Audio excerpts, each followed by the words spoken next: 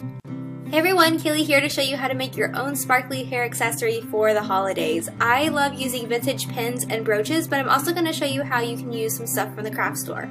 So you'll need something sparkly, and you'll need something like a clip or a comb to hold it to your head. You'll need wire cutters if you're using a vintage pin, and you'll need a hot glue gun. So let's go ahead and get started with how to remove the pins from any vintage jewelry you might be having. So this is what I'm going to be using.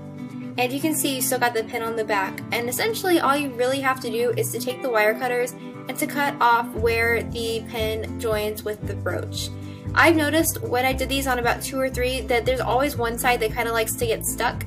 So if you just take it and wiggle it back and forth a little bit, you're eventually able to just kind of pry it off or clip all the way through it.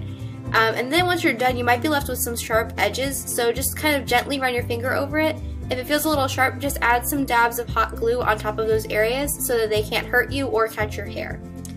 Now attaching clips or barrettes. It's fairly easy. All you really have to do is lay down a line of hot glue wherever a clip will fit on the brooch that you're working with or whatever sparkly item you have. And then you just stick your clip right on top. Now, with these kind of clips, the glue will go through and stick the top down, so once it's all dry, go ahead and break the top so you can still open and close the pin.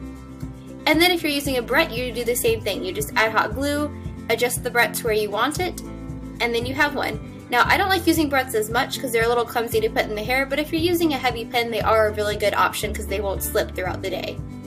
Now moving on to the comb. These are my favorite because you can adjust them to be the right size. You can see this pin is a little bit short for the comb that I'm using, so I just took my wire cutters and I cut it down to the length that I wanted, and then I'm going to go ahead and use that.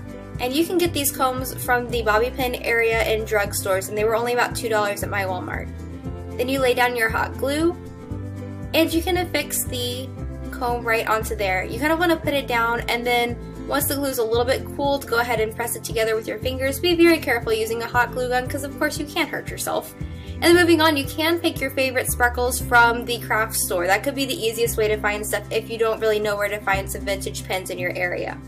And really all you have to do is look for something with a flat back that you can go ahead and lay down some glue, and then you can use a pin or a comb, whatever fits on the back.